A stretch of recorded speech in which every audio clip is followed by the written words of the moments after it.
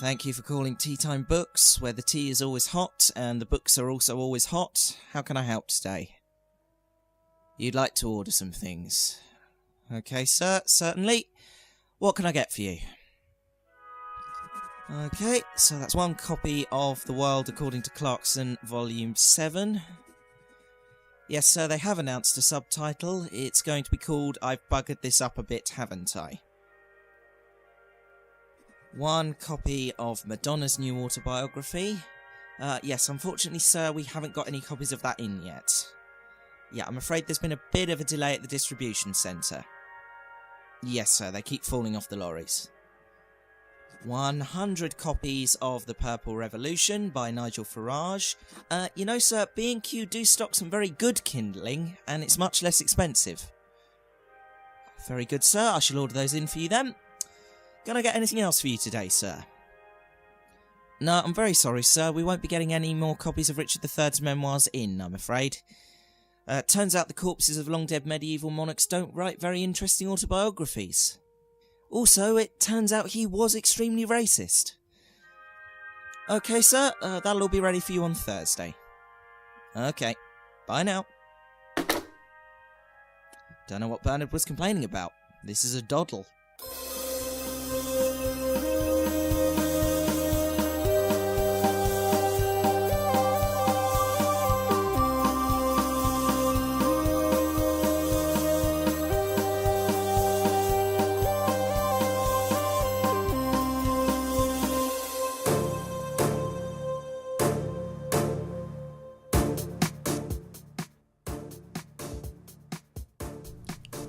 Ground control to Major Teatime with Matt. Is there anybody there? This is Teatime with Matt, everybody. It's 8:30. It's Thursday night. And we're going to get one of these because, well, equipment failures. That's also the wrong jingle. This is going well. I'm not going to worry about it.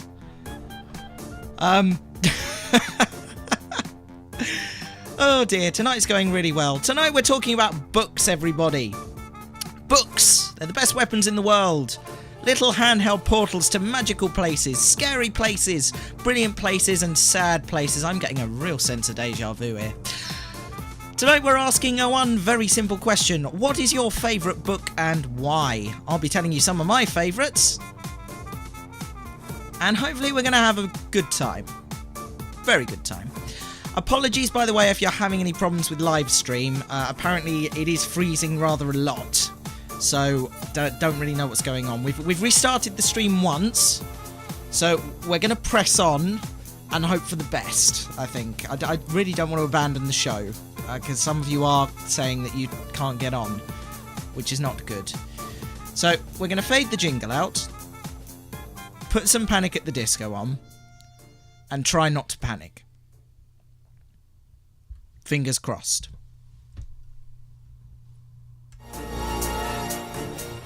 I fail at life today. The words. Never mind. Here's Panic at the Disco, and I write sins, not tragedies. Well, I hope this show doesn't turn out to be a tragedy. That's all I can say.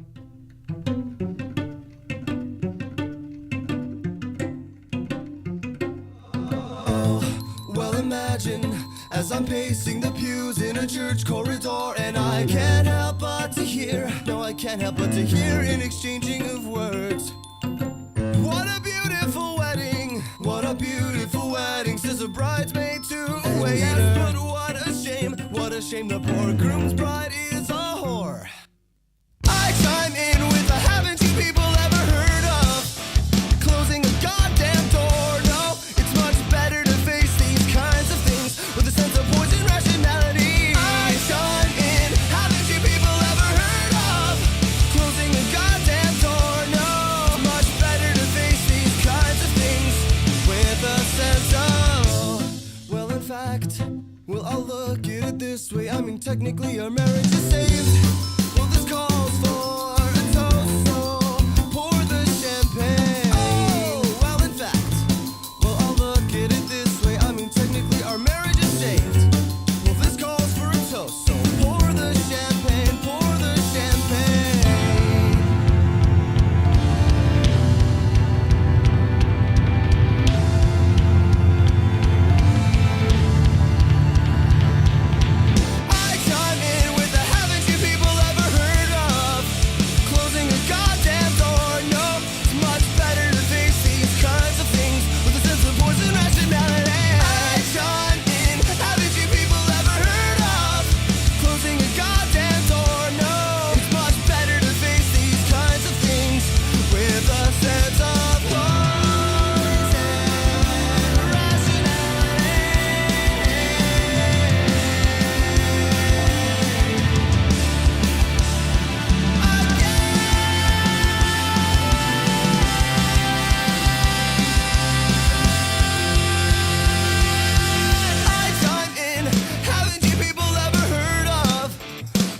a goddamn door. No, it's much better to face these kinds of things with a sense of poison rationality.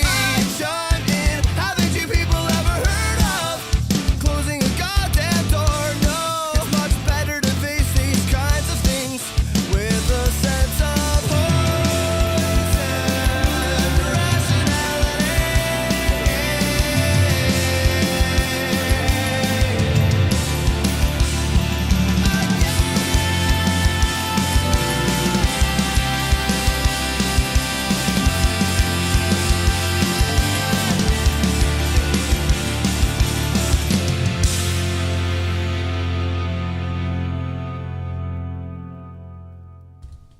That was Panic at the Disco, and I write sins, not tragedies.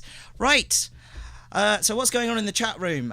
Moaning about the video freezing quite a lot. Yes, that is a problem. What we're going to do, we're going to stick to old-fashioned radio protocols, and we're not having any video. Oh, wait, hold on a minute. Video's come back without me asking for it. How did that happen? Is it still jumpy? Tell me if it's still jumpy, and then we'll see what we want to do from there. Anyway, yes, Sarah Jane says, Matt, fix it. I'm trying. I'm very, very stressed right now. Fail. Anyway, while we're waiting to hear some feedback from you guys, then we'll press on. Apparently it's all good now. That makes no sense. What's going on? I think we'll move off of live stream next series. What do you guys think? Any other suggestions for hosts for this thing? I will literally pay for a server so I can broadcast off of that. This is ridiculous. Video's frozen again. Okay, here's what we're going to do. We're going to stick this on and try not to worry about it. There we are. We're going to do the whole thing with audio now.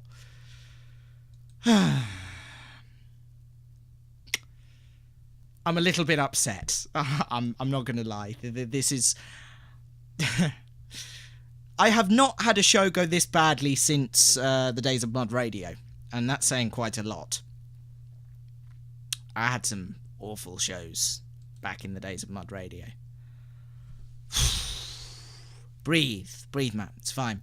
Bookworm suggests you stream Pro and then says that's better. Yes, it will be better because it's only encoding 1 frame a second.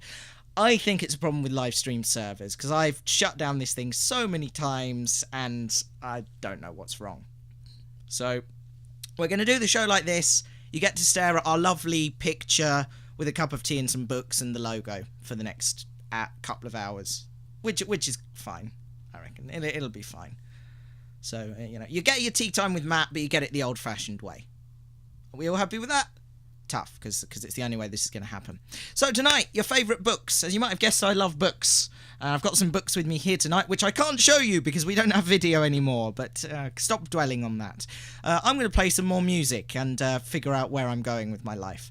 Here is Boyzone and Words. You might have noticed some of the songs have a quite tenuous link to the theme. Just roll with it. It's fine.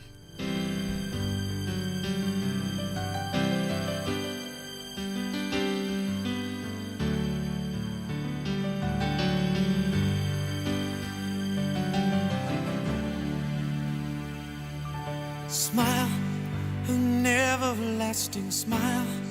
A smile can bring you near to me.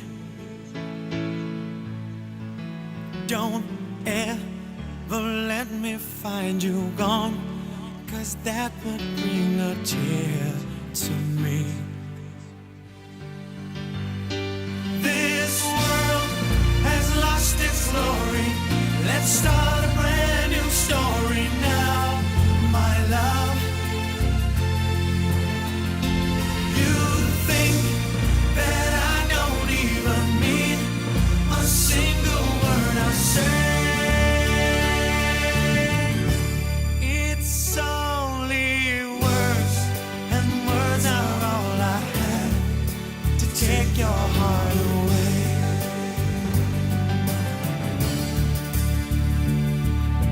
Talk in everlasting words and dare to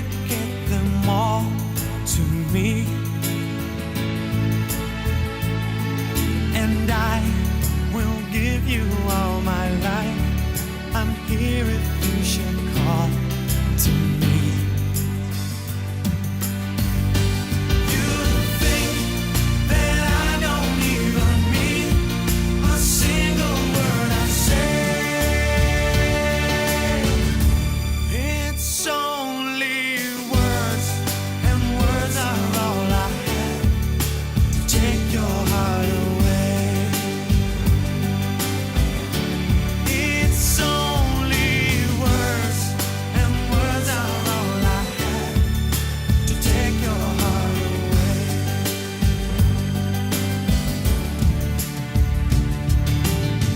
Da da da da da da da da da da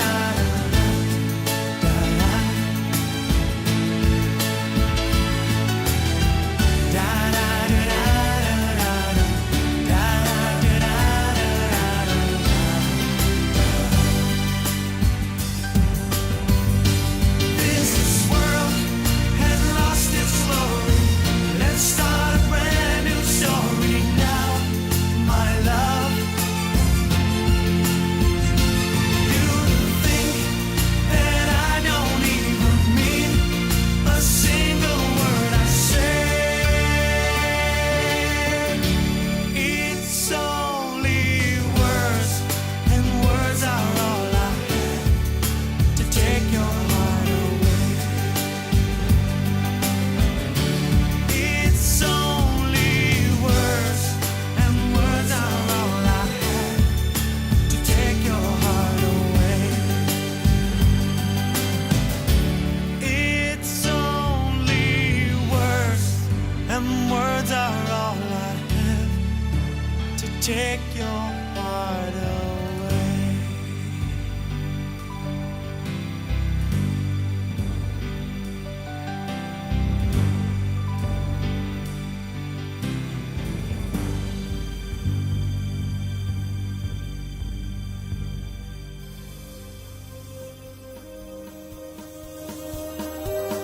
Dunkers of the world, unite! It's tea time with Matt! Indeed, it is Tea Time with Matt, and you are listening to our show on books. The time is just coming up to 9:15. We're running half an hour behind, by the way, so you're getting us until 10:30 for those of you who've just joined us. So yay for that. You get an extra half an hour of tea time if you came late. Good for you. Right, favourite books. Donald says, my favourite book. I only read Ian Rankin. Oh, and some idiots' guides too. I like Ian Rankin, actually. He writes some good books. I enjoy Ian Rankin novels. I'm a big fan of the crime novels. I like Inspector Morse. I love the Ian Rankin stuff. I love a good crime novel. Crime novels are great. What else have we got in the chat room here? Rory says, I'm not sure about a favourite, but I've just finished the Heroes of Olympus series, and what do? There will never be any more. I miss the characters. I feel like that whenever a book comes to an end. I definitely feel like that. I recently what did I finish reading recently? No, I can't remember. It had that much of an effect on me, obviously. No, but a few years ago I finished reading the Lord of the Rings series. After the films came out, I had a bit of a buzz and I started reading them properly, and I read them all the way to the end. I didn't really know what to do with myself for a time, so I had to go out and find something else to read, and I can't remember what I started reading after that. But there are some books that just stay with you, and you miss them when you finish them. And someone in the chat room has mentioned Terry Pratchett. It's Sarah Jane, actually. Sarah Jane has mentioned Terry Pratchett, and that's the first book I'd like to talk to you about. Terry Pratchett. The first novel is The Colour of Magic, which is a good starting point. But I'm going to tell you about my favourite one, and it should be fairly obvious. It's the one that was released last year. It's called Raising Steam. And it's a book all about the railways coming to the Discworld. The Discworld being the world in which all of the Discworld novels take place. It's basically a disc, a planet-sized disc, so it's a completely flat world, on the back of 4 elephants standing on the shell of a giant turtle. And it continues in that vein, and it is awesome. It's just the perfect parody of modern life, and also it parodies the fantasy genre so well. It's brilliant. There are some wonderful characters. You've got Rincewind, you have Death. I mean, this is a man who personified death and made you feel sympathy for him. Pratchett is a genius.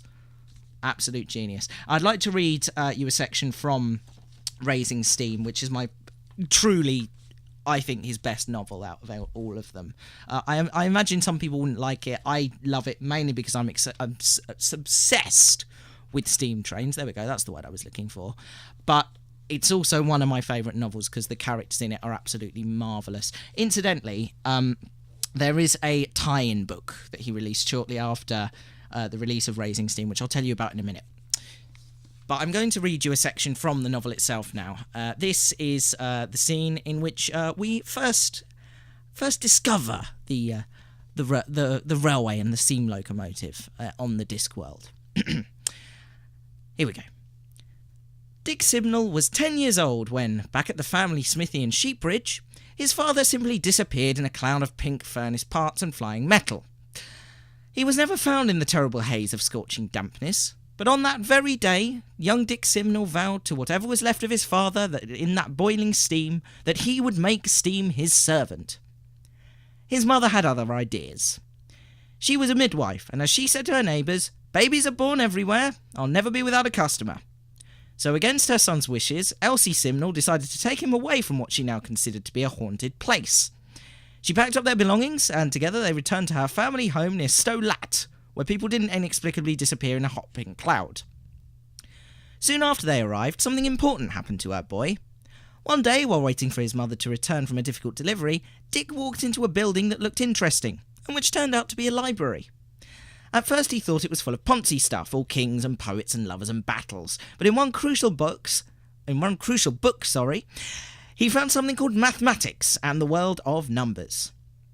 And that is why, one day, some 10 years later, he pulled together every fibre of his being and said, "Mother, you know last year when I said I were going hiking into mountains of Uberwald with me mates? Well, it were a kind of lie. Only very small, mind you." Dick blushed. "You see, I found t keys to Dad's old shed, and, well, I went back to Sheepridge and did some experimenting, and..." He looked at his mother anxiously. "I think I know where he went wrong." Dick was braced for objections, but he hadn't reckoned on tears. Oh, so many tears. And as he tried to console her, he added, "You, Mother, and Uncle Flavius got me an education. You got me the knowing of numbers, including the arithmetic and weird stuff dreamed up by philosophers where even camels can do logarithms on their toes. Dad didn't know this stuff. He had the right ideas, but he just didn't have the technology right." At this point, Dick allowed his mother to talk, and she said, "I know there's no stopping you are, Dick. You're just like your stubborn father were, pig-headed. Is that what you've been doing in the barn? Techology?" She looked at him accusingly, then sighed. "I can see I can't tell you what to do, but you tell me. How can you logarithms stop you going the way of your poor old dad?" She started sobbing again. Dick pulled out of his jacket something that looked like a small wand, which might have been made for a miniature wizard, and said, "This'll keep me safe, Mother. I've got the knowing of the sliding rule. I can tell the sine what to do, and the cousin likewise, and work out the tangent of quadratics. Come on, Mother, stop fretting, and come with me now to barn. You must see her." Mrs. Simnel, reluctant, was dragged by her son to the great open barn he had kitted out like the workshop back at Sheepridge, hoping against hope that her son had accidentally found himself a girl. Inside the barn, she looked hopelessly at the large circle of metal which covered most of the floor. Something metallic whizzed round and round on the metal, sounding like a squirrel in a cage, giving off a smell much like camphor. "Here she is, Mother. Ain't she champion?" Dick said happily. "I call her Iron Girder." "But what is it, son?" He grinned hugely and said, "It's what they call a prototype, Mother. You've got to have a prototype if you're going to be an engineer." His mother smiled wanly. But there was no stopping Dick. The words just tumbled out. "Thing is, Mother, before you attempt out, you've got to have some idea of what you want to do. One of the books I found in library was about being an architect, and in that book, the man who wrote it said before he built his next big house, he always made quite tiny models to get an idea of how it'd all work out. He said it sounds fiddly and stuff, but going slowly and being thorough is the only way forward. And so I'm testing her out slowly, seeing what works and what doesn't. And actually, I'm quite proud of missing. In the beginning, I made the track wooden, but I reckoned that the engine I wanted would be very heavy, so I chopped up to wooden circle for firewood and went back to forge. Mrs. Simnel looked at the little mechanism running round and round on the barn floor and said in the voice of someone really trying to understand, lad, but what does it do?" "Well, I remembered what Dad says about time you were watching kettle boiling and noticed lid going up and down with the pressure. And he told me one day someone would build a bigger kettle and that would lift more than a kettle lid. And I believe I have the knowing of the way to build a proper kettle, Mother." "And what good would that do, my boy?" said his mother sternly. And she watched the glow in her son's eyes as he said, "Everything, Mother. Everything." And I'm not going to read you anymore. I'm just going to say to you, go out, buy a Discworld novel. You won't regret it. They are the best thing to happen to this planet. Love the Discworld series. Check it out. You will not be disappointed. And if you liked that and you love Raising Steam, there's also a tie-in book to the Raising Steam series. It's set in the same sort of period of time. It's called Mrs. Bradshaw's Handbook, a parody of the George Bradshaw Railway guidebooks that were written in the Victorian era. And I will read you a section of that after this next song. It's Dire Straits and Lady Writer. Any second now.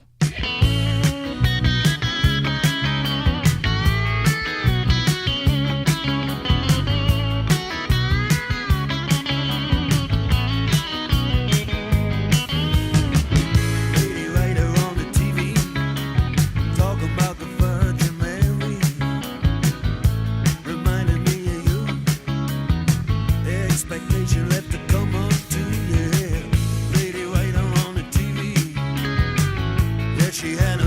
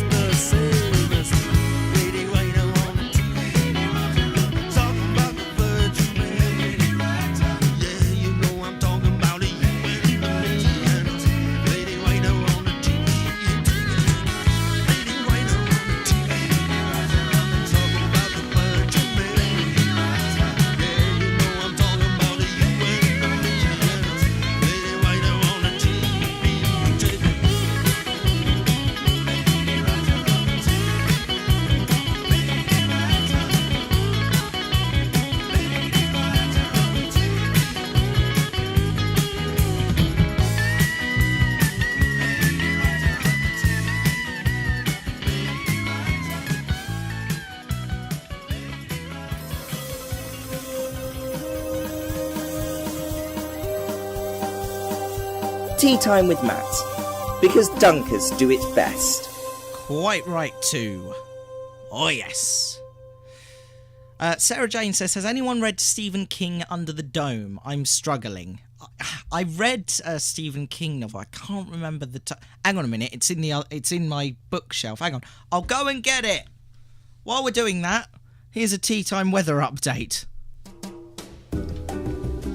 Right, I'm not going to stick my head out the window. I'm going to look at this book, but I'm going to tell you what I can see. It's raining a bit. It's not good. I don't like it. In book news, I can't find the book.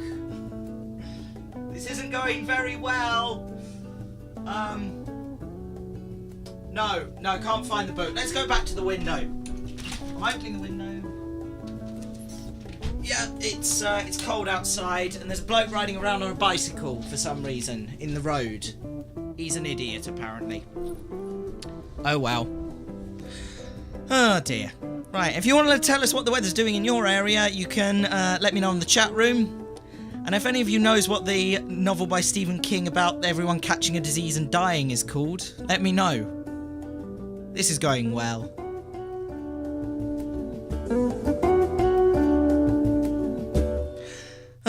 I asked about the tea fairy in the chat room. Bookwood says, not sure where he is. Perhaps he's hanging out with the music fairy. We've got nothing here now. Oh no. Nothing? Nothing at all. Weather update from Europe. Rory says, from the middle of Europe, it's snowing again, followed by strong wind and occasional rain. Yeah, it's not been much better here, Rory. It's been tipping it down all week. No fun at all. I said I was going to read you a section from Mrs. Bradshaw's handbook. So I'm going to do that. I've post-it noted my way through some of these pages. That's why you can hear me rifling through them. Rifling through a book is a wonderful thing, don't you think? I just love the smell of paper, especially old books. You know when you go into a second-hand shop and you've got a book that's years old. It's lovely. The Stand. Thank you, Sarah Jane. That's what it's called. The Stand by Stephen King. Someone gave me that as a present at university. I took it on a cruise with me. It was a weekend cruise, and I read it over the course of that cruise. And I found myself thinking, I'm not actually reading this because I'm enjoying it. I'm reading it because I want to get to the end. And in the end, I gave up. But, it's all fine. Anyway, Mrs. Bradshaw's Railway Handbook. As I said before, it's a tie-in handbook. It's written in a factual style to tie in with Raising Steam. And it's written by Mrs. Georgina Bradshaw. And this is what she has to say in the first chapter. The recently completed new Ankh station in Ankh-Morpork is now the city's principal railway terminus, the point of departure for all trains to the Stow Plains and to Quirm. So it is here that we begin our journey. It is a fine building with a grand facade and a large open entrance, where a greenish light filters through the great stained glass windows of the front elevation. Inside is a bustling cacophony of sounds and sights. The blast of the magnificent engines as they discharge great bursts of steam, the whistles of guards, slamming of doors, people shouting, and sometimes livestock bellowing as it's brought to market from the Stow Plains. And then there is the hubbub of an itinerant sellers of beverages, food, newspapers, and nostrums, and the blare of the loud-hailers announcing train arrivals and departures. For the inexperienced traveller, this can be confusing and an alarming experience. My advice is to make your way straight to the booking office by the main station entrance. It is clearly signposted. Here you may obtain your ticket and seat reservation, as well as information on train departures, fares, platforms, and journey times. This is marvellous. On the back it says fully illustrated and replete with useful tidbits. Offers a view of the Stow Plains like no other. Authorised by Mr. Lipwig of the Ankh-Morpork and Stow Plains Hygienic Railway himself, Mrs. Georgina Bradshaw's invaluable guide to the destinations and diversions of the railway deserves a place in the luggage of any traveller, or indeed armchair traveller, upon the disc. It's lovely, isn't it? It comes in with a lovely cover as well. It's mocked up like an old Victorian book. It's not leather bound or anything. It is more modern print. But it's lovely. I love this, and it's beautifully illustrated. Books with illustrations. I've got another one coming up in a minute that I'll tell you about, which is my favourite book with illustrations in. But we will talk about that in a moment. Right, what are we going to play next? I'm going to play Book of Love by Fleetwood Mac. Because, but books are a labour of love. And, you can tell this is tenuous, this link, can't you?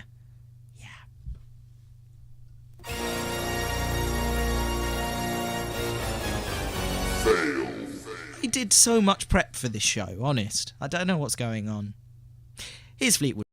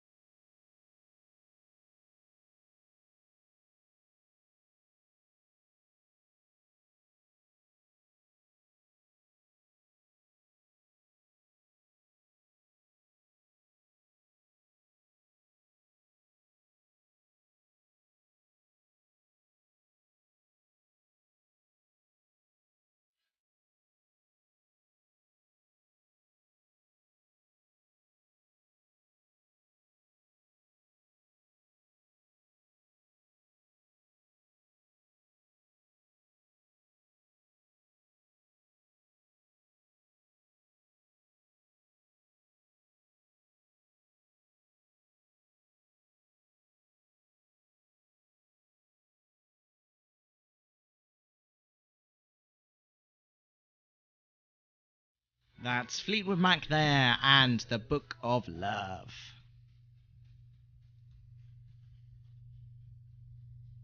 To say, honestly, I'm just letting the song finish.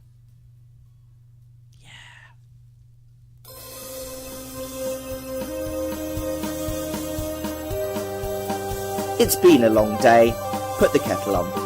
It's tea time with Matt. It is indeed tea time with Matt. Still talking about your favourite books, and mine in particular, because I have some wonderful books in my collection that I would really like to share with you all. And I'm going to share this one. Now, it's my favourite fantasy novel of all time. You might have heard of it because there were 3 incredibly long films made about it over the last 3 years. They were brilliant, but you need to schedule your toilet breaks in the middle of them all. So find a bit in the film you don't particularly mind missing and go then. I think is the point. So, maybe read the book first so you know which bits you can miss. and, not be completely lost. Anyway, sidetracked. It is, of course, The Hobbit by J.R.R. Tolkien, and it's quite interesting because Rory mentioned Alan Lee's illustrations for The Lord of the Rings. He did the same illustrations for this book, and it is a huge hardback version of the book, and the illustrations in it are gorgeous. I love this book. There's a note in the front. It says, "To Matthew, I hope you enjoy this book. Treasure it always. All our love, Mum and Dad." And it's dated March 1999. This was one of my 9th birthday presents. And I treasure this book. It is beautiful. It has gorgeous illustrations, and it is the most exciting, brilliant novel ever. And it's not long-winded like Lord of the Rings. It is a short story. It's only about 200 odd pages. You could polish that off in a day. Easily. I mean, I polish off 1,000-page books in a day because I read really quickly. But this, even a slow reader could finish it in a day. I can hear a cat meowing outside. Can you guys hear a cat? Yeah, that's my cat Simon. He enjoys whinging. Right, I'm going to read you the opening paragraph of The Hobbit, and I've got the perfect soundtrack to do that too. Here we go.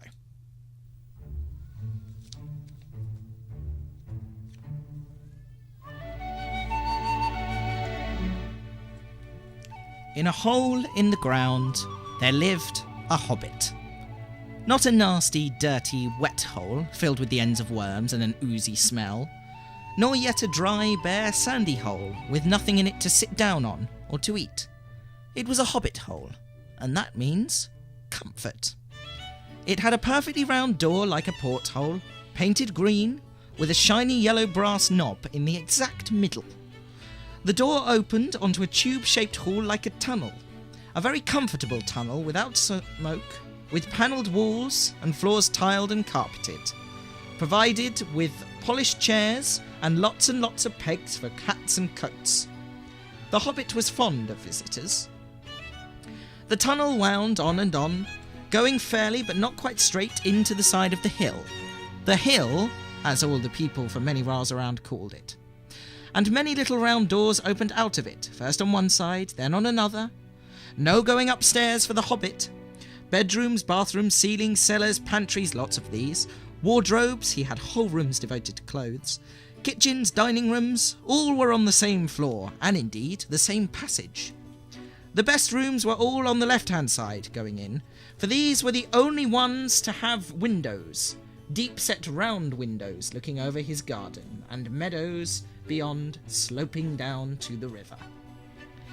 This hobbit was a very well-to-do hobbit, and his name was Baggins.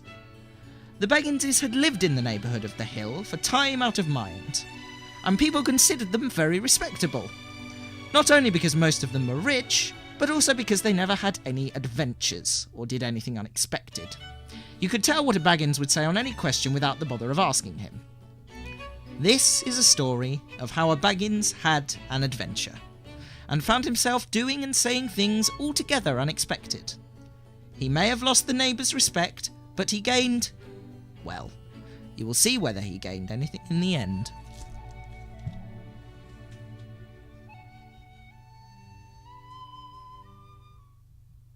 I'm not going to read you any more. That's it. That's all you get. If you love it that much, go and buy it, or borrow it, or steal it. I don't encourage stealing. But, go and get it. It's brilliant. It's a wonderful novel, and it's great. Sarah Jane says, I haven't read it. It looks too daunting. It's not daunting. This is the thing. The film version of The Hobbit is great. I love the films. They're brilliant. They're well acted. They have Martin Freeman and Benedict Cumberbatch in, so, win. But they're too long. They make it look scary. You'd think it was the length of The Lord of the Rings, and it's not. It is... hold on. Let me open up the back page of the book, and I'll tell you exactly how many pages it has in it. Well, that's a map. 289. That's nothing. You could read that in a day. I'm telling you. It's so short. It's not scary. It's written beautifully. It's marvellous. If you're scared of Lord of the Rings, read this first, because it prepares you for the language, and it's written like an old-fashioned children's adventure book. It's wonderful. I love it. Buy it borrow it, read it. And that music worked really well, didn't it? We're going to play a song now which I think ties in quite well to that particular one. It's by the late, great Leonard Nimoy. I'll let him tell you the rest when it starts. Try that again. There we go. Oh. Here we go.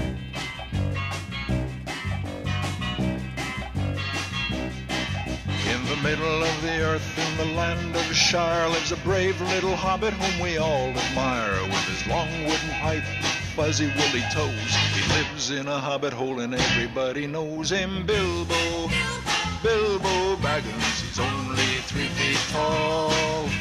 Bilbo, Bilbo Baggins, the bravest little hobbit of them all.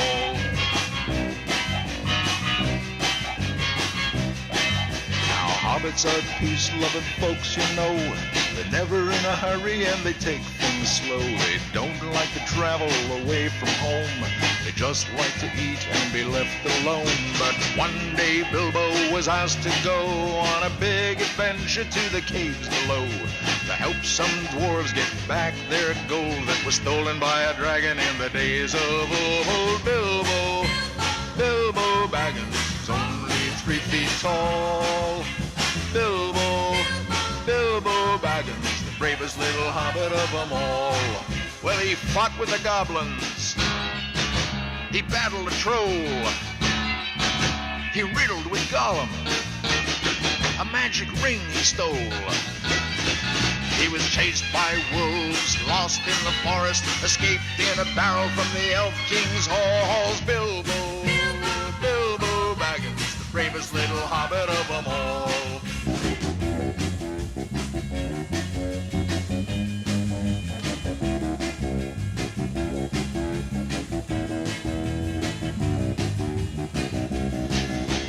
Back in his home in the land of Shire, that brave little hobbit whom we all admire, just sitting on a treasure of silver and gold, puffing on his pipe in his hobbit hole. Bilbo, Bilbo Baggins, he's only 3 feet tall.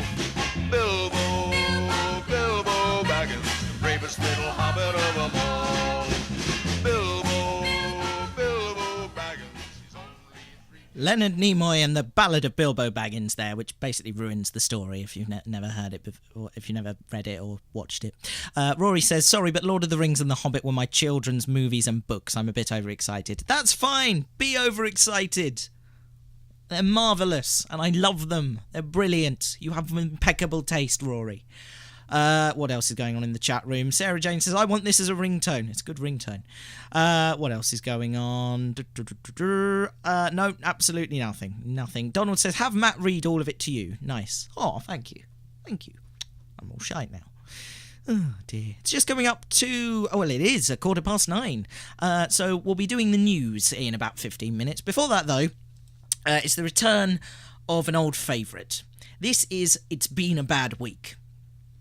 Now, this is a feature that we used to do back when I was on Mud Radio. Basically, you had to nominate who you think it's been a bad week for, why it's been a bad week for them, and the story behind that why. And I'd like to begin by nominating myself this week, because I have had a particularly bad week, and I'm not talking about this show, because this is not the worst thing to happen to me in the last week. No. What happened this week was last Friday I went to my work staff conference. And I work in a college, for those of you who don't know. And at the staff conference, there's a lot of management stuff, and it's all about teaching, and it gets very dull. I find it very draining, because I hate management speak, and that's literally all it was. It was very distressing, and I would rather have been doing something else with my time. That said, I got into it, I tried to get involved, I did my best. And we were in this conference hall, huge conference hall, big screens at the front, and they did an exercise. One of the people giving a presentation where they logged onto a website called Padlet. And what Padlet does is it lets you log onto your own kind of like pin board, a digital pin board. And on there, people can then go on their phones and post little post-its and pictures and things. And they were asking the question, if an Ofsted inspector came up to you and said, how do you know that your students or the college's students are going to pass and succeed? And so I thought to myself, as people started posting serious things and semi-serious things and quite funny things, I thought to myself, you know what, I'm going to post a tongue-in-cheek set of song lyrics. You know, just to lighten the mood a bit, but also because I feel these particular lyrics have a good message. So I got my mobile phone out and I tried to connect to the Wi-Fi. And I connected to the Wi-Fi and that all seemed fine. I got onto the Padlet site, I started writing my message. I pressed post. And it went, I'm sorry, an error has occurred. I went, oh, okay. So I opened up my Wi-Fi and it had dropped out. I went, okay, connected again. Post. I'm sorry, an error has occurred. I did this 2 or 3 more times and eventually gave up. I was like, oh, forget it, give up. It's not worth it. So, I thought nothing more of it, and then they continued with their PowerPoint presentation and closed down the Padlet page. And so it was ticking away in the background, loading things up. And then they finished their presentation. They said, right, let's go have a look at the Padlet page. And there, on 10-foot square screens, 3 of them at the back of this massive conference hall, posted 9 times where my internet had been dropping out, were these words. Because, bear in mind what the question was. An Ofsted inspector asks you, how do you know our students will succeed? I had written, and it had posted 9 times, because I believe that children are our future, and that if we teach them well, we can let them lead the way.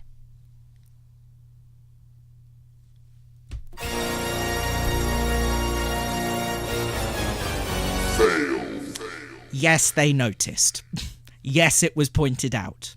Yes, I wanted the ground to open up and swallow me. It was not a fun afternoon. I went into work today. My boss started humming Whitney Houston. I'm not very happy with my boss. In fairness, I only have myself to blame. But, yeah, quite possibly the most embarrassing thing I've done at work. Oh dear. Donald says he'd like to nominate himself. He broke a PCB and he's got to explain it to a customer. Do I tell the truth? What is a PCB, Donald? You're going to have to clarify that. But yes, tell the truth. Be honest. What's the worst that could happen? Well, quite a lot of things, I suppose. But, you know, I think you should tell the truth. But let's give Donald advice. What do you think Donald should do? And actually, if you've broken a customer's item, then yeah, I think that's worse than my thing, Donald. Absolutely. Express FM says, the joys of today's tech always out to stitch you up. Indeed. I don't like technology. Technology is a bad thing. And I have lost the internet. It's attempting to reconnect. Oh dear.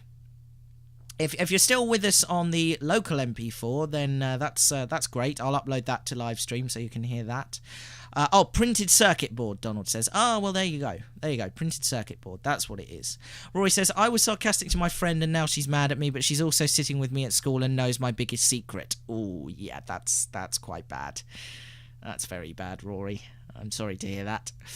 Yeah, you've both had worse weeks than me. I mean, my thing was incredibly embarrassing, but you guys topped that, I think. That's not good. Okay, I'm going to go and play another song. This is Gary Newman, and it's a song that is based on the novel that became Blade Runner, Do Androids Dream of Electric Sheep? Electric Sleep, rather. Sorry, that's entirely different. And it's called Our Friends Electric. Enjoy.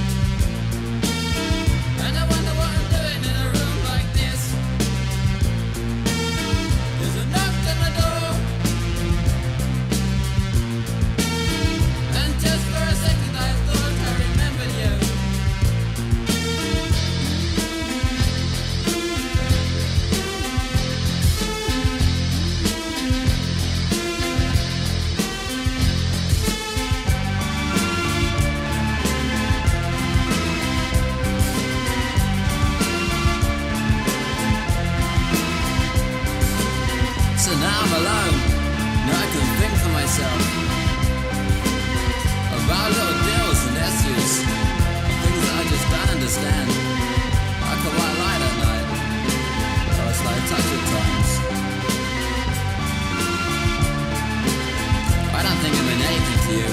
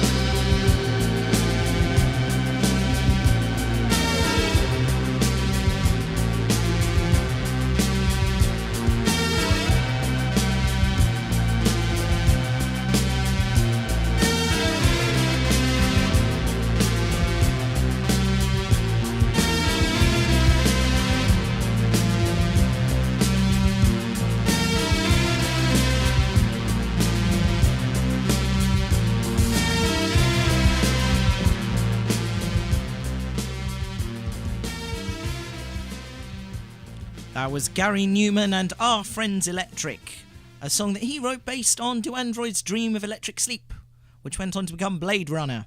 That's been re-released this week, apparently. The final director's cut this time. I really don't see how you can edit it anymore, guys. You pretty much hit the ball out of the park with the first edit, to be honest. Blade Runner's great. I loved the Blade Runner. The first edit's brilliant. And then you did the director's cut with some extra bits, like, oh, yeah, even better. And then there was the remastered director's cut. And then there was the director's cut of the remastered director's cut. And now it's the final director's cut. What's next? The final director's cut, presumably. Just let it go, man. You're worse than George Lucas. Moving on. I'm going to talk about another book now. We're moving away from fiction for a minute. This is a book which, if I was religious, which I'm not, but if I was, this would be my Bible. It was a book that was given to me by my friend Mark Jennings, who I went to college with. And it is a very small book. It's called The Guerrilla Filmmaker's Pocket Book. I'm going to read you a section from the introduction. It says, what is guerrilla film? It It is a film made with no real resources. It's a question that we get asked a lot, and there is no straight answer aside from when you are making a guerrilla film, you know about it. Think no cash and bending all the rules to get it done. Basically, if you've ever watched... I'm not reading from the book at this point. If you've ever seen my film, The Screw Love Movie, and if you haven't, how come, go and search it on YouTube, then that is the perfect example of guerrilla filmmaking. We did it with no money whatsoever. We did it over 2 weekends with a single camera, a guy who didn't know how to operate a camera, and me and Screw Love, who don't know how to act. And we made a good film. It's a really good film. I love that film so much. So, back to the book. What do you need to make a guerrilla film?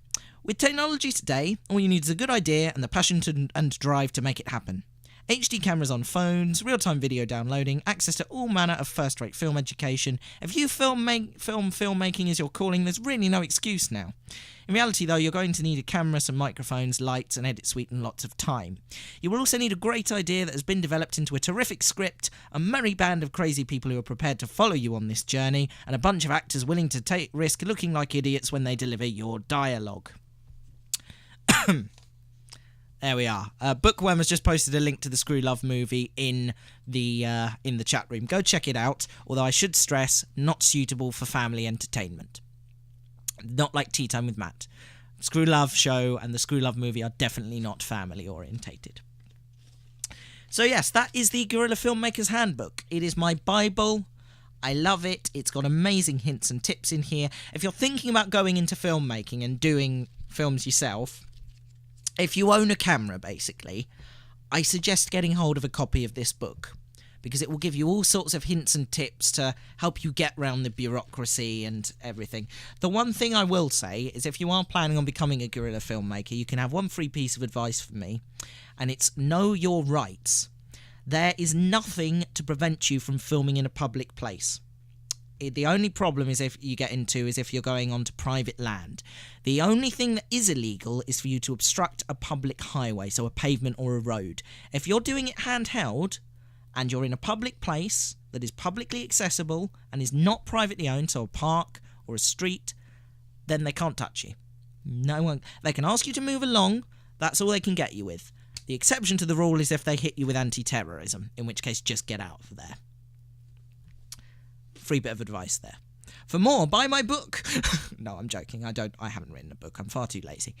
Right, I'm going to play this jingle because it's time for the news.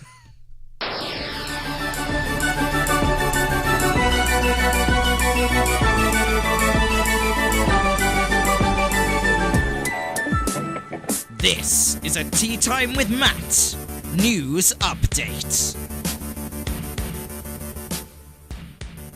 In the news this week, a convicted fraudster used an ingenious escape plot to trick prison officers into letting him go free, a court has heard. Wandsworth prisoner Neil Moore was on remand when he used an illicit mobile phone to create a fake email account.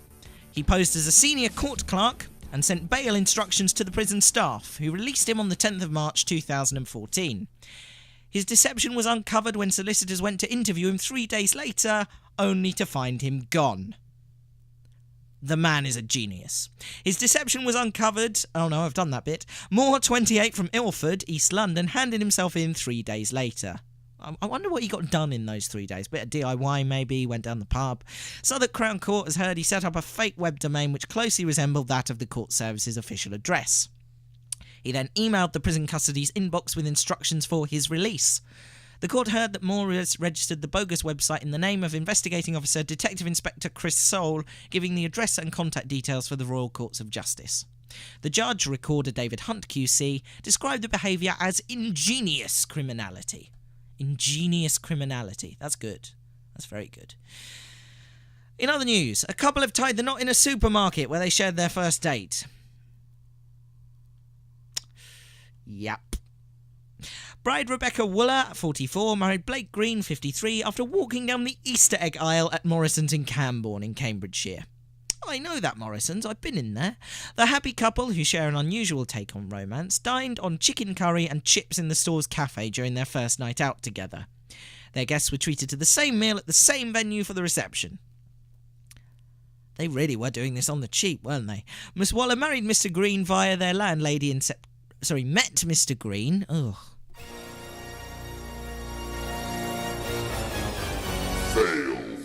Met Mr. Green via their landlady in September, and their first date in the store involved into a plan to wed at the supermarket. The couple admitted to being mad as a box of frogs, you're not wrong there, for choosing to marry in a supermarket, but said it held sentimental memories. Before the wedding, Mrs. Waller said, "I'm going to be walking down the middle of the store, which is the Easter egg aisle at the moment, to Love is an Open Door from the film Frozen. A song in which a man that only wants a girl for her status and position flirts outrageously." Oh dear. In other news, Japanese government employees should get to work earlier in the summer to improve their work-life balance, the country's leader has said. The Prime Minister wants civil servants to avoid working overtime and to spend more time at home during the longer summer days. His cabinet is launching a campaign to encourage a change of lifestyle in summer, suggesting people get to the office between 7:30 and 8:30 local time in July and August, an hour or two earlier than normal, and that they clock out at about 1700 in the afternoon. The Prime Minister says it will improve efficiency and allow people to spend more time with friends and family after work. Officials say it will also help men to get involved with child rearing, something the government is keen to encourage. So what you're saying is that in order to improve my work-life balance, I should go to work earlier. No. Nothing in the world is going to make me get to the office at 7:30. No. I don't start work until 9 o'clock, when the caffeine has seeped into my bloodstream. You're not going to get me to go to work any earlier than that. Sorry. You don't pay me enough for that. That was the news, folks. If you've got any comment to make on any of those stories, let me know in the chat room on the left-hand side. Next, we're going to have some music, Kate Bush and Wuthering Heights, and then we're going to have some common sense advice on writing a book.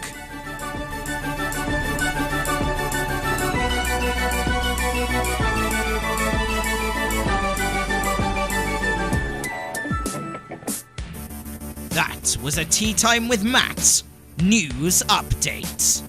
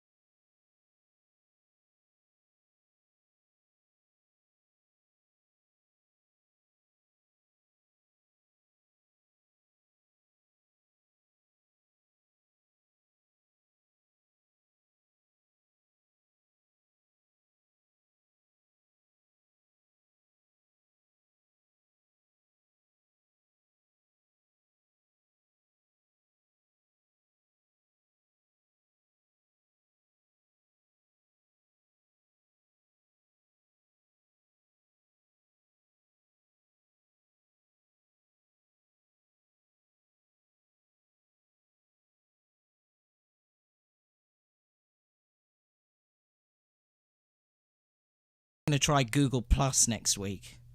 Or Google Hangouts, rather. See how that goes. Sorry, I'm a bit despondent tonight. It's not good. It's not good. Come on, let's have something to G us up. What about this? Let's have this sound bed again.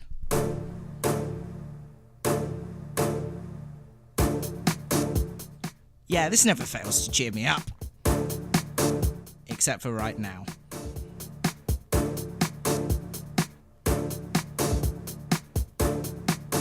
Chat room's gone very quiet. I guess that's probably because I'm not being very funny. Finally happened! I stopped being funny! And a million voices cried out, Matt, you were never funny! Yeah, you're probably right. I'm going to get rid of that now. Right, what were we going to do next? That's what we were going to do next. We were going to do Common Sense Advice, my favourite feature of the week. I love this feature. It's a good feature. And it's quite good this week as well. Today, we are going to give you common sense advice on how to write a book. You've heard a lot about books, so here's how you too can write one and make money and stuff. So you've decided that if Twilight can be a thing and make lots of money, you too could write a book and make your fortune. But steady on there, my literary friend. It's actually quite difficult. So before you get started, common sense advice on how to write a book.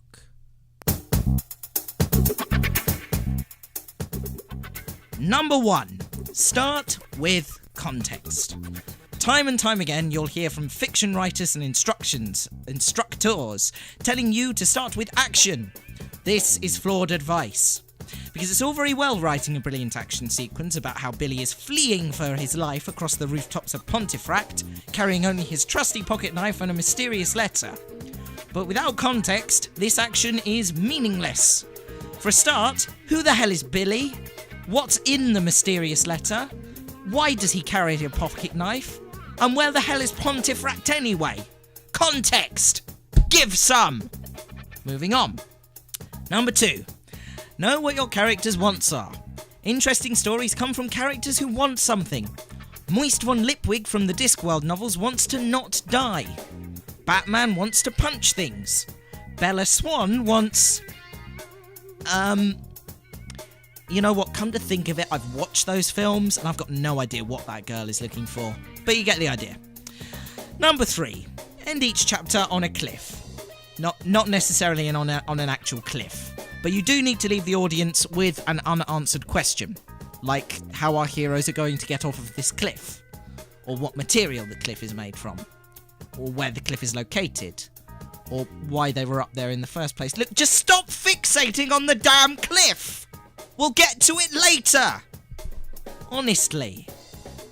Number 4. Give your characters obstacles.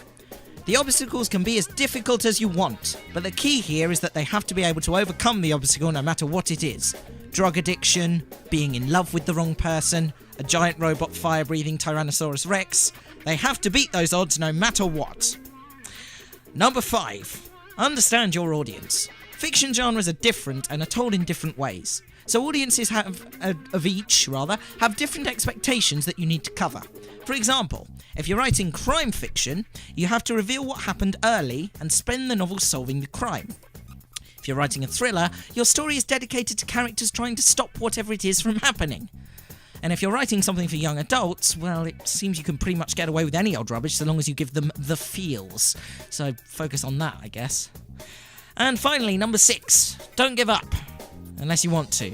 I mean, writing is hard. If you really want to give up, that's fine. Just take your manuscript and chuck it off the cliff. See? I told you we'd get to the cliff in the end. And that, of course, was Tea Time with Matt's common sense advice on how to write a book. Or a novel, more accurately. I'm sure if you want to write something factual, then have a subject you know lots about and do it. Oh dear. Express FM. Trio da-da-da-da theme is in order where Matt tries to take on the internet.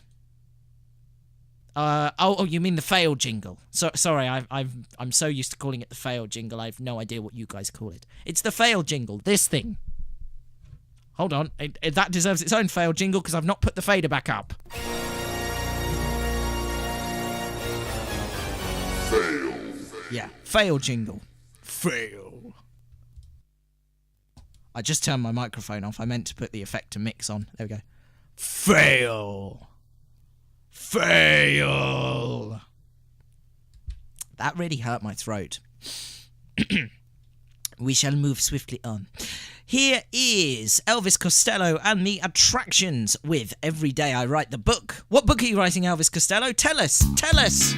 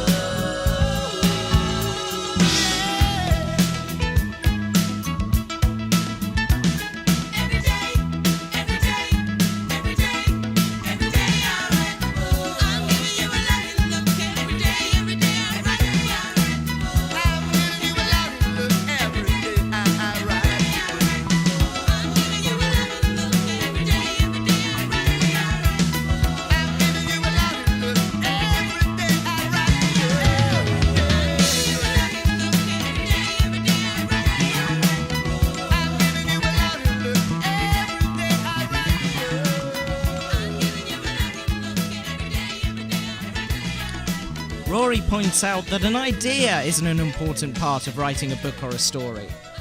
That's very true, Rory. You need an idea, the little gem, the little spark inside your brain that fires off and gives you the marvellous idea to write a story.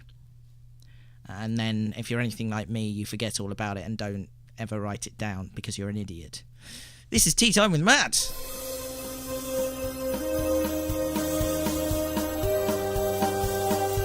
Tea Time with Matt, because Dunkers do it best. Right, so what have we covered in the reading side of things? Well, we've done fantasy, we've done fantasy comedy, we've done factual, we've done spoof factual in the form of Mrs. Bradshaw's Guide. Let's do science fiction. I'm going to read you a short story. I'm going to read you the whole thing because it's only a few pages. It'll only take about 5-10 minutes.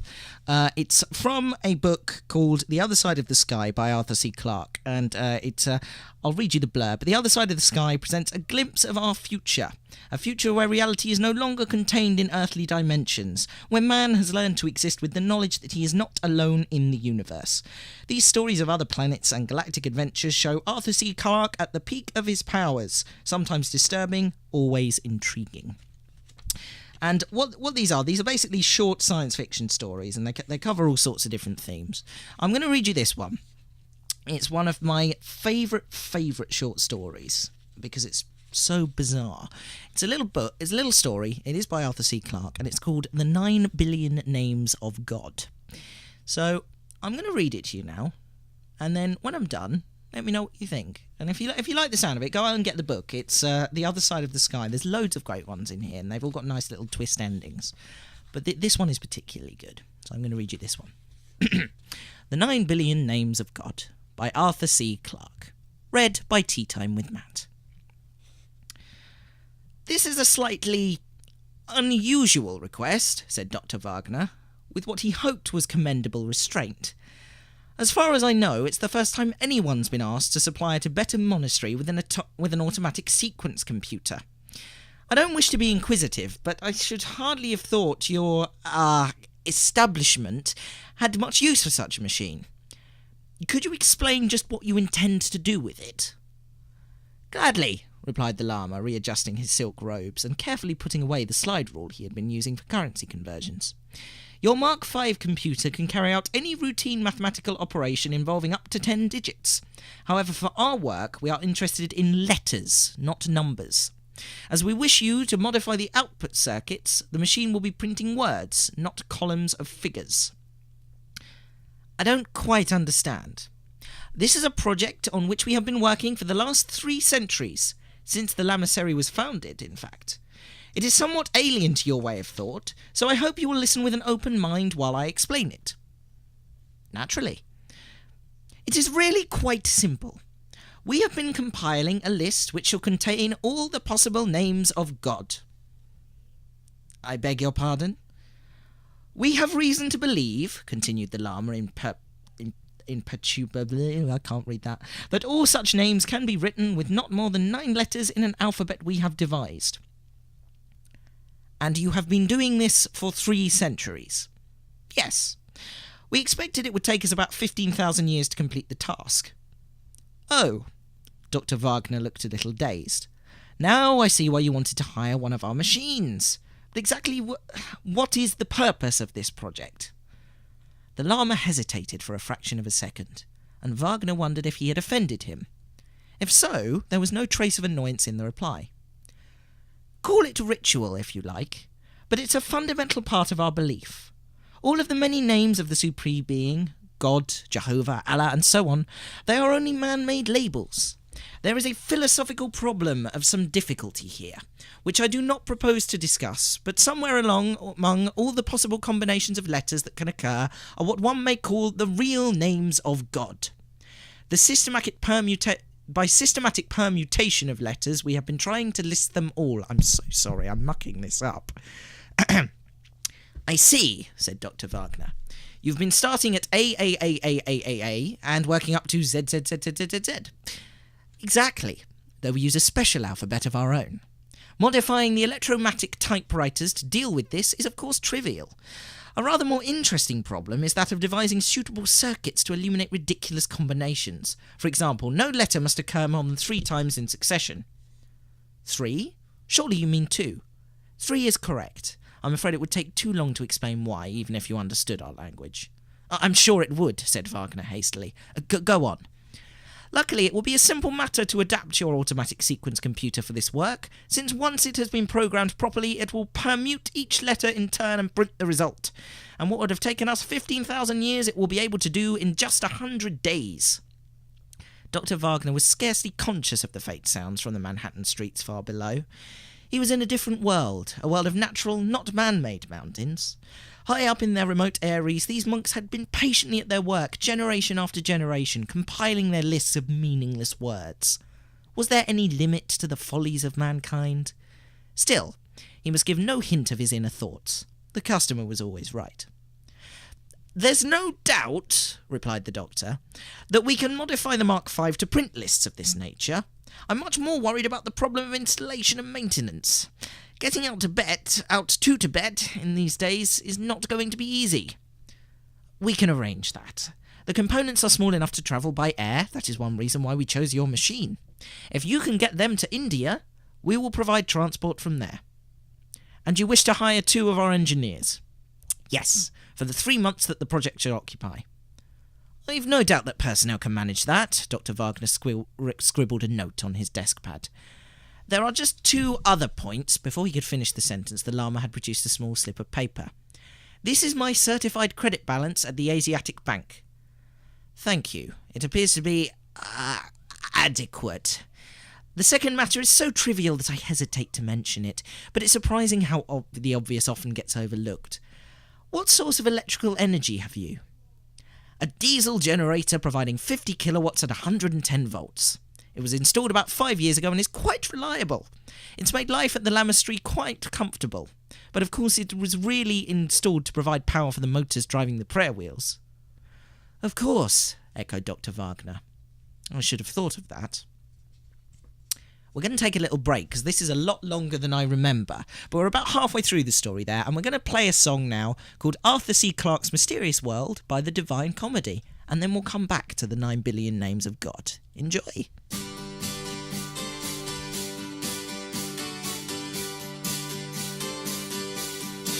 Do you remember that old TV show, Arthur C. Clarke's Mysterious World?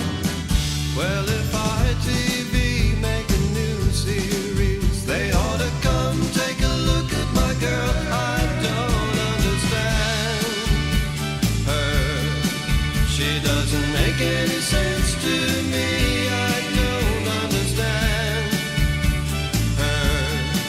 It's like she's speaking in Swahili.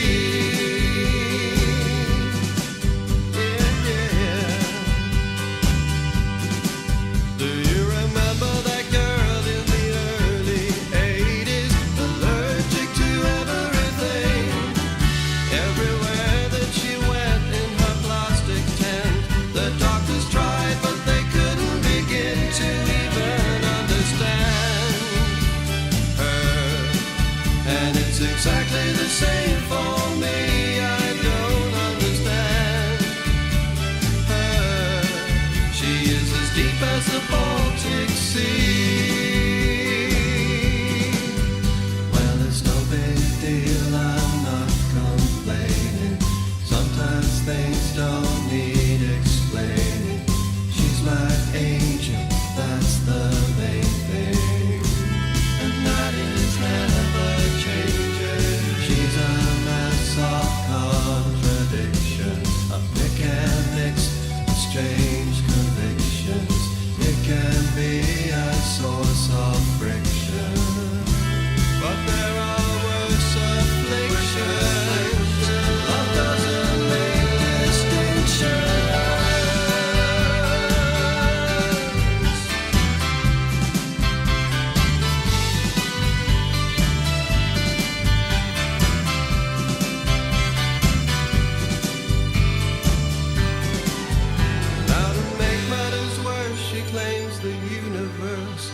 Expanding like a balloon.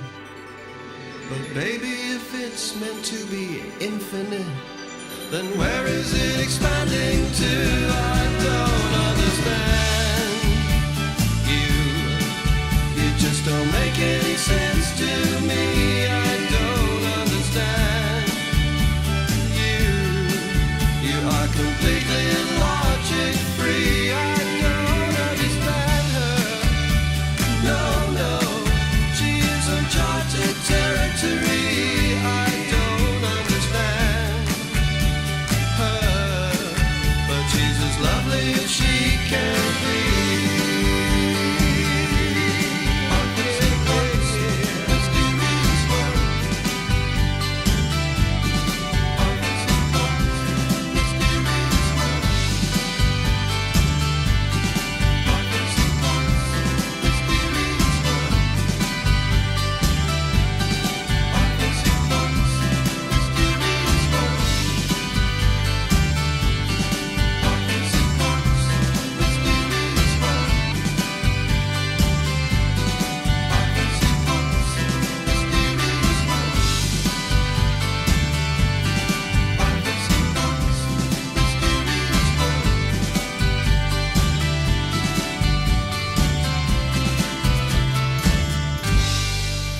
That was The Divine Comedy and Arthur C. Clarke's Mysterious World. Before that, we were reading Arthur C. Clarke's short story, The 9 Billion Names of God. When we left them, Dr. Wagner had just promised the Dalai Lama to give him his Mark V computational machine to help him calculate one of the 9 billion possible names of God. So, we rejoin the action in Tibet.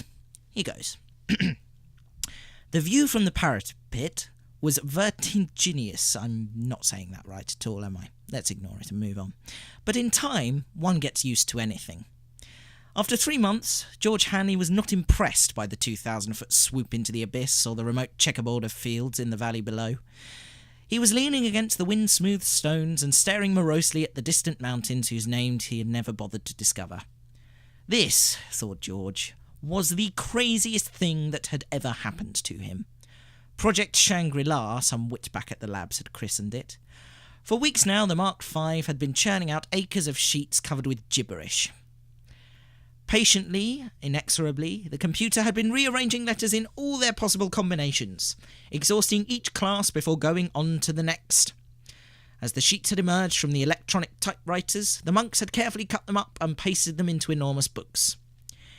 In another week, heaven be praised, they would have finished. Just what obscure calculations had convinced the monks that they needn't bother to go on to the words of 10, 20 or 100 letters, George didn't know.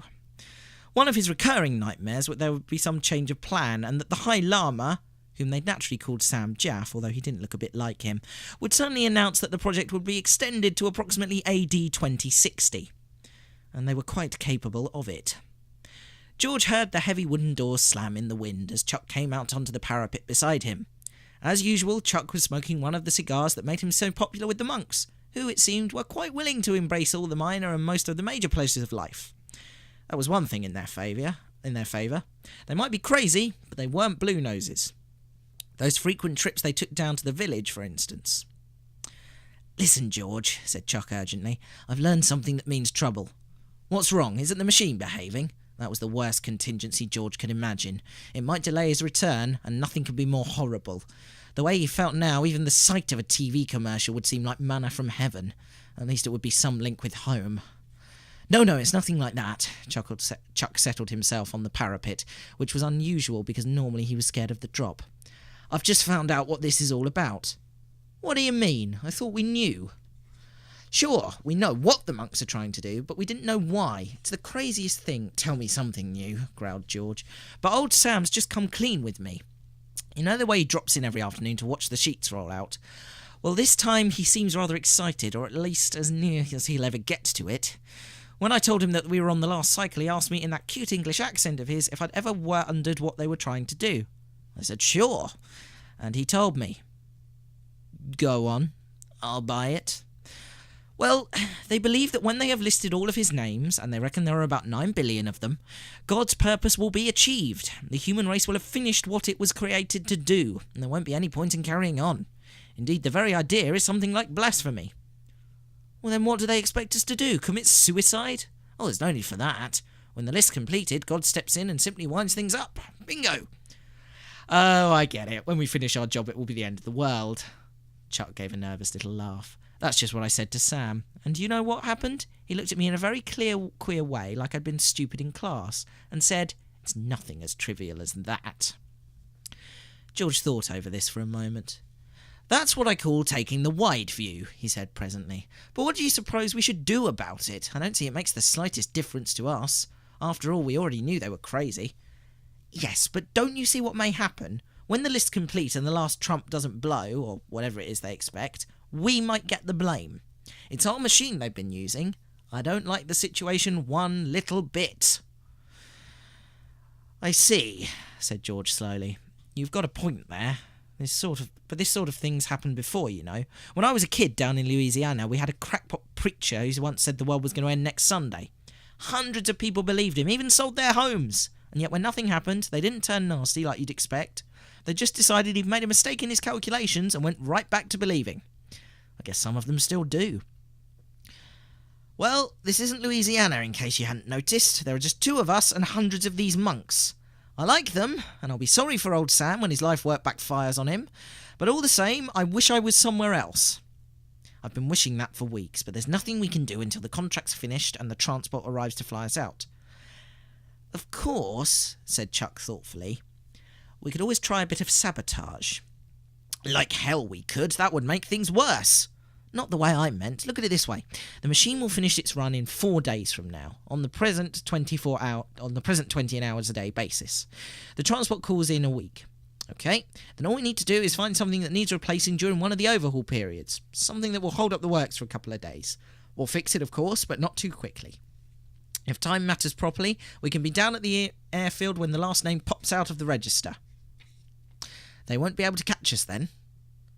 I don't like it, said George. It will be the first time I've ever walked out on a job. Besides, it would make them suspicious. No, I'll sit tight and take what comes.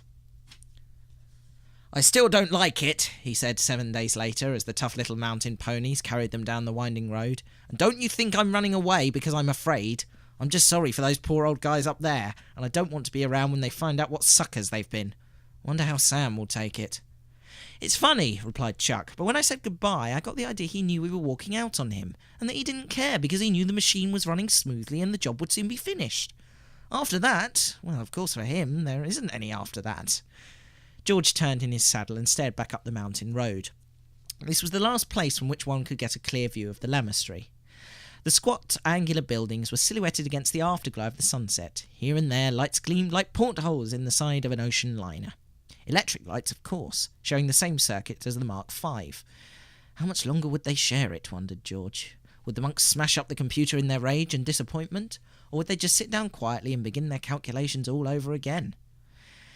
He knew exactly what was happening up on the mountain at this very moment. The High Lama and his assistants would be sitting in their silk robes, inspecting the sheets as the junior monks carried them away from the typewriters and pasted them into the great volumes. No one would be saying anything.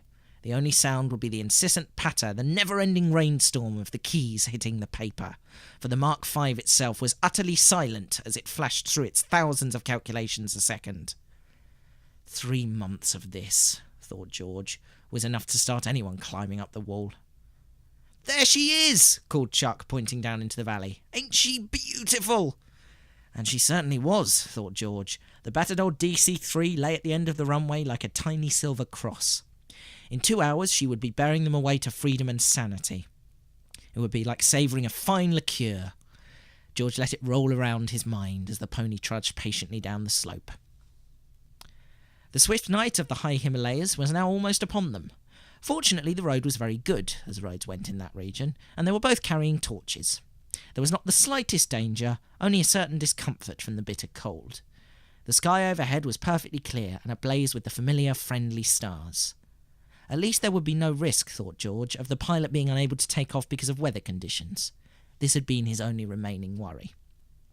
He began to sing, but gave it up after a little while. This vast arena of mountains, gleaming like whitely hooded ghosts on every side, did not encourage such ebullience. Presently George glanced at his watch. "Should be there in an hour," he called back over his shoulder to Chuck. Then he added as an afterthought, "Wonder if the computer's finished its run. It was due about now." Chuck didn't reply, so George swung round in his saddle. He could see Chuck's face, a white oval turned towards the sky. "Look," whispered Chuck, and George lifted his eyes to heaven. There was always a last time for everything. Overhead, without any fuss, the stars were going out. That was Arthur C. Clarke's The 9 Billion Names of God. I love that story. It's brilliant. I love the twist at the end. It's great. Get The Other Side of the Sky, read the stories, do one a night. You know, they're nice and short, you can read them really quickly. I didn't read them very quickly there, I'll admit that. But that was good. I enjoyed that. I hope you guys did as well. We're going to play one more song. This is Stereophonics and Mr. Writer. And then we're going to look at another one of my favourite books. And then it'll nearly be time to wrap up the show, I think. Enjoy!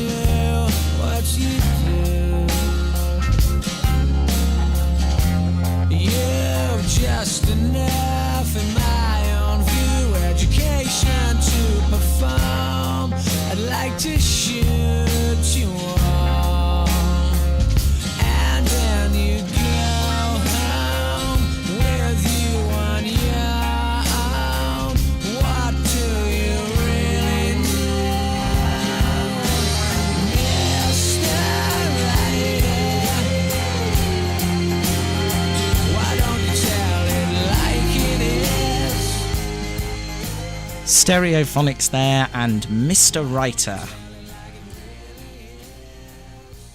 What's going on in the chat room? Well, Bookworm and Rory are having a lovely discussion about Douglas Adams and Dirk Gently in the Hitchhiker's Guide to the Galaxy series. Hitchhiker's Guide to the Galaxy was going to be on my list, but I don't own a copy. Bookworm does, and he's downstairs, so I could have asked him, but I didn't think of that, so...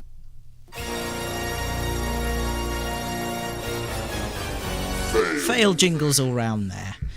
Good news! I'm informed by the monkeys in Honest Jeff's technical repairing centre that we might have fixed the live stream feed. It's not jumping around as much anymore. So I'm going to risk it and turn the camera back on.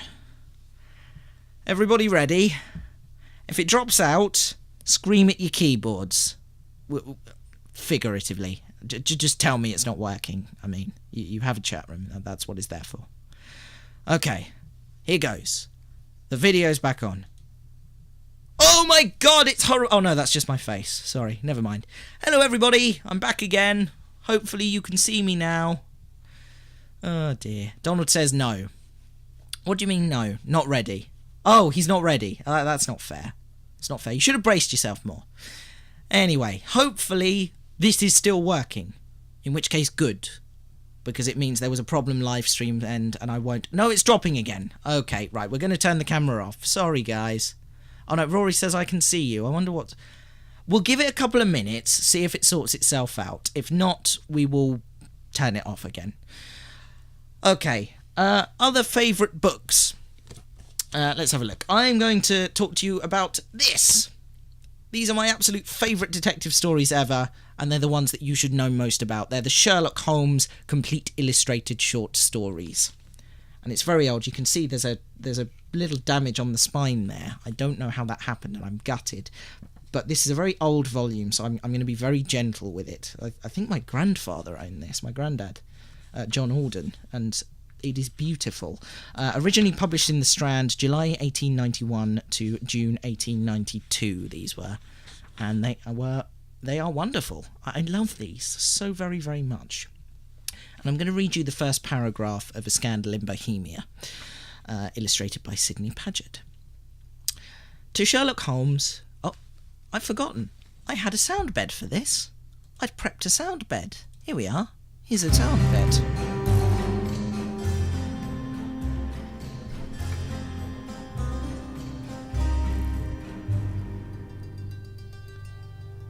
To Sherlock Holmes, she is always the woman. I've lost the page already, that's a good start. Oh dear. I have seldom heard him mention her in any other name. In his eyes, she eclipses and predominates the whole of her sex. It was not that he felt any emotion akin to love for Irene Adler. All emotions, and that one particularly, were abhorrent to his cold, precise, but admirably balanced mind. He was, I take it, the most perfect reasoning and observing machine that the world has ever seen. But, as a lover, he would have placed himself in a false position. He never spoke of the softer passions, save with a jibe and a sneer. They were admirable things for the observer, excellent for drawing the veil from men's motives and actions. But for the trained reasoner to admit such intruders into his delicate and finely adjusted temperament was to introduce a distracting factor which might throw a doubt upon all of his mental results. Grit in a sensitive instrument, or a crack in one of his own high-power lenses, would not be more disturbing than a strong emotion in a nature such as his. And yet, there was but one woman to him, and that woman was the late Irene Adler, of dubious and questionable memory. I'm going to put the book down because I'm afraid of breaking it. But the writing of Sir Arthur Conan Doyle in the Sherlock Holmes series is absolutely wonderful. I love it so much. And so should you, because it brought us Sherlock, which has Benedict Cumberbatch and Martin Freeman in it, and all of the other iterations. Not really a fan of the Robert Downey Jr. Sherlock Holmes, but it has its moments. It's reasonably good.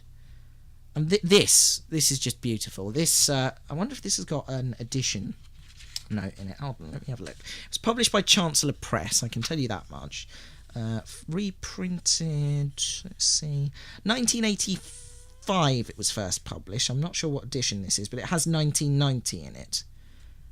So yeah, it was printed at the latest in 1990, or at the earliest in 1990 rather. So it's a good 25 years old, same age as me. Huh, there you go. And it's a beautiful book. Really recommend this book. It's absolutely lovely. It's got that lovely old book smell to it as well. I love it. Beautiful. Rory says, ironically, Doyle himself hated Holmes. Yes, he did. He despised Sherlock Holmes to the point that he actually killed him off. And then there was such an outcry, they brought him back. Or he brought him back, rather. It is ironic. Donald says, I think Matt should be on Radio 4. M25 would go much quicker listening to Matt's readings. I might release some audiobooks. That would be fun. I wonder if there's a service out there where people read books for people and publish them online. If there isn't, that should be a thing. I'm copywriting that. Dad, write that one down. We're taking that down the patent office in the morning. But yeah, I'm going to look into that, see if that's a thing. Because if that is a thing, I might start doing this. I'll practice the words first, obviously. Because as you heard, reading live, you get the odd word stumbled over. But yeah, I think that would be good. Go for it, says Donald. Yeah, great. I might do that. Keep an eye out for that. I might start doing that if there is a service that exists. And if there isn't one, I'm going to start it. This is going to be good. I like this idea. It's a lot of fun. Right, going to play another song. This is called The Killers and Read My Mind. And then we're going to look at my final book of the evening. And after that, I think it'll be time to say goodbye. Here's The Killers, everybody.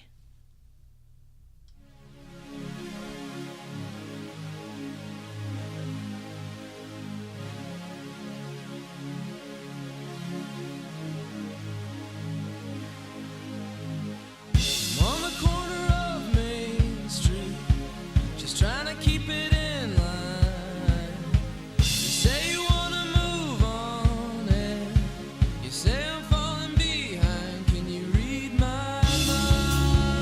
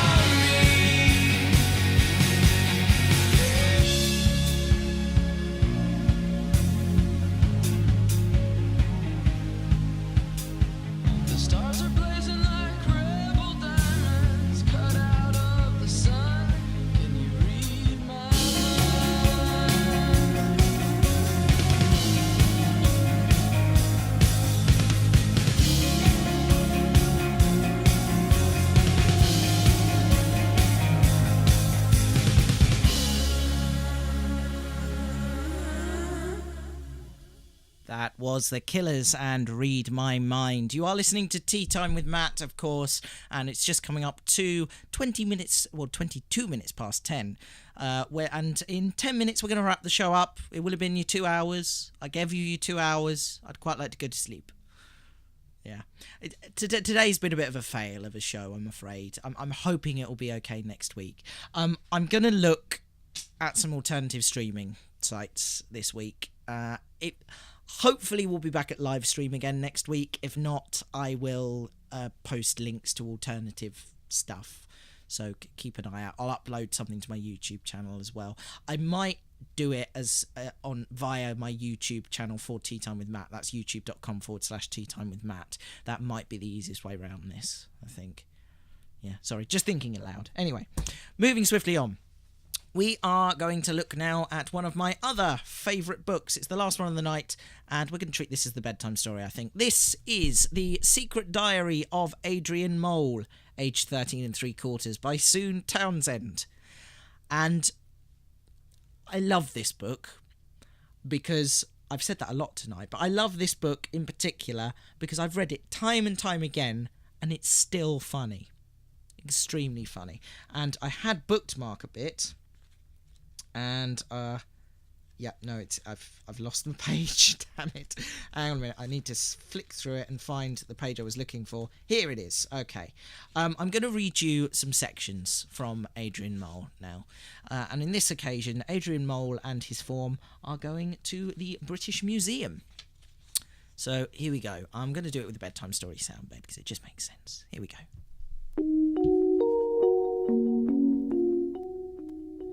Wednesday, September the 16th. Our form is going to the British Museum on Friday.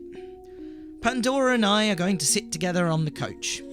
She's bringing her guardian from home so that we can have some privacy. Thursday, September the 17th. Had a lecture on the British Museum from Miss Fossington Gore. She said it was a fascinating treasure house of personkind's achievements. Nobody listened to the lecture. Everyone was watching the way she felt her left breast whenever she got excited. Friday, September the 18th, 2 a.m. Just got back from London. Coach driver suffered from motorway madness on the motorway. I am too shaken by the experience to be able to give a lucid or intelligent account of the day. Saturday, September the 19th. The school may well want a clear account by an unprejudiced observer of what happened on the way to, during and coming back from our trip to London. I am the only person qualified. Pandora, for all her qualities, does not possess my nerves of steel. Class 4D's trip to the British Museum. 7 a.m. Boarded coach. 7:05. 8-packed lunch. Drank low-calorie drink. 7:10. Coach stopped for Barry Kent to be sick. 7:20. Coach stopped for Claire Nielsen to go to the ladies. 7:30. Coach left school drive. 7:35. Coach returned to school for Miss Fossington Gore's handbag. 7:40. Coach driver observed to be behaving oddly. 7:45. Coach stopped for Barry Kent to be sick again. 7:55. Approached motorway. 8.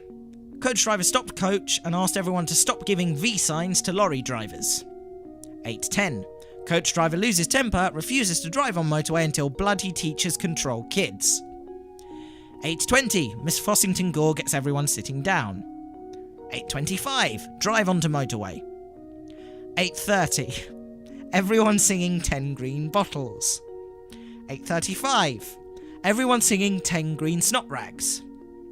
8:45. Coach driver stops singing by shouting very loudly. 9:15. Coach driver pulls in at service station and is observed to drink heavily from his hip flask. 9:30. Barry Kent hands around bars of stolen chocolate from self-service shop at service station. Miss Fossington Gore chooses a bounty bar. 9:40. Barry Kent sick in coach. 9:50. 2 girls sitting near Barry Kent are sick. 9:51. Coach driver refuses to stop on motorway. 9:55. Miss Fossington Gore covers sick in sand. 9:56. Miss Fossington Gore sick as a dog. 10:30. Coach crawls along hard shoulder. All other lanes closed for repairs. 11:30. Fight breaks out on back seat as coach approaches end of motorway. 11:45. Fight ends. Miss Fossington Gore finds first aid kit and sees to wounds. Barry Kent is punished by sitting next to driver. 11:50. Coach breaks down at Swiss Cottage. 11:55. Coach driver breaks down in front of AA man. 12:30. Class 4D catches London bus to St Pancras. 1 p.m. Class 4D walk from St Pancras through Bloomsbury. 1:15. Miss Fossington Gore knocks on door of Tavistock House, asks if Dr. Lang will give Barry Kent a quick going over. Dr. Lang in America on lecture tour. 1:30. Enter the British Museum. Adrian Mole and Pandora Braithwaite all struck by evidence of heritage of world culture. Rest of Class 4D run berserk, laughing at nude statues and dodging curators. 2:15. Miss Fossington Gore in state of collapse. Adrian Mole makes reverse charge phone call to headmaster. Headmaster in dinner lady strike meeting cannot be disturbed. 3 p.m. Curators round up Class 4D and make them sit on steps of museum. 3:05. American tourists photograph Adrian Mole, saying he is a cute English schoolboy. 3:15. Miss Fossington Gore recovers and leads Class 4D on sightseeing tour of London. 4 p.m. Barry Kent jumps in fountain at Trafalgar Square, as predicted by Adrian Mole. 4:30. Barry Kent disappears, last seen heading towards Soho. 4:35. Police arrive, take 4D to mobile police unit, arrange coach back. Phone parents about new arrival time. Phone headmaster at home. Claire Nielsen has hysterical fit. Pandora Braithwaite tells Miss Fossington Gore she is a disgrace to the teaching profession. Miss Fossington Gore agrees to resign.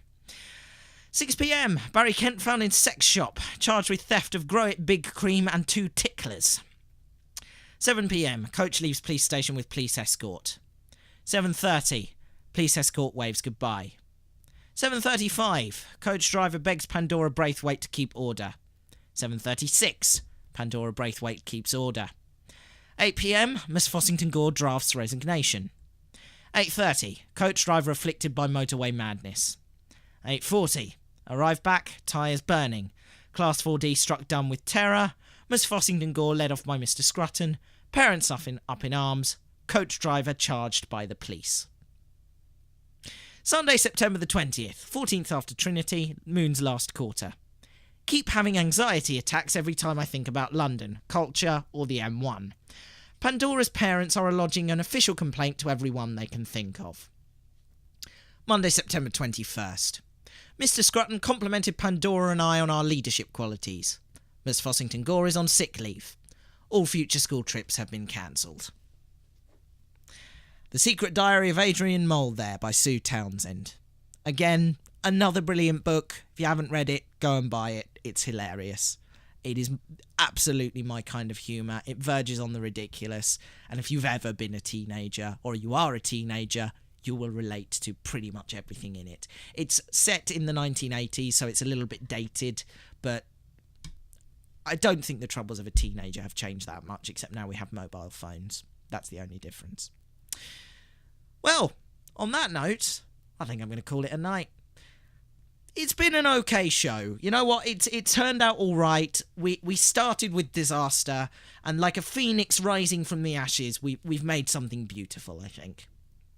I hope you enjoyed it. So thank you very much for joining me. Take care. I will hopefully see you next week on this channel. If not, well, I'll let you know in due course. In the meantime, have a wonderful week. Take care. Thanks for tuning in. Donald says, just remembered I did read Adrian Mole, but always brings up Ian Jury-themed TV night, as enjoyed as ever. Loved the reading bits. Rory says good night. On that note, good night, everybody. See you next week.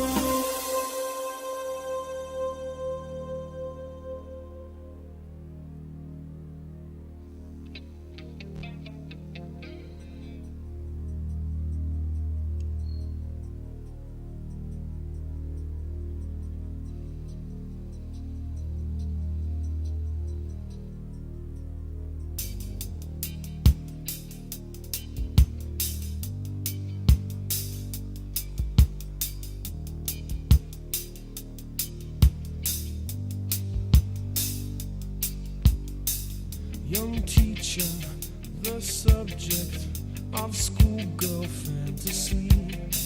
She wants him so badly, knows what she wants to be.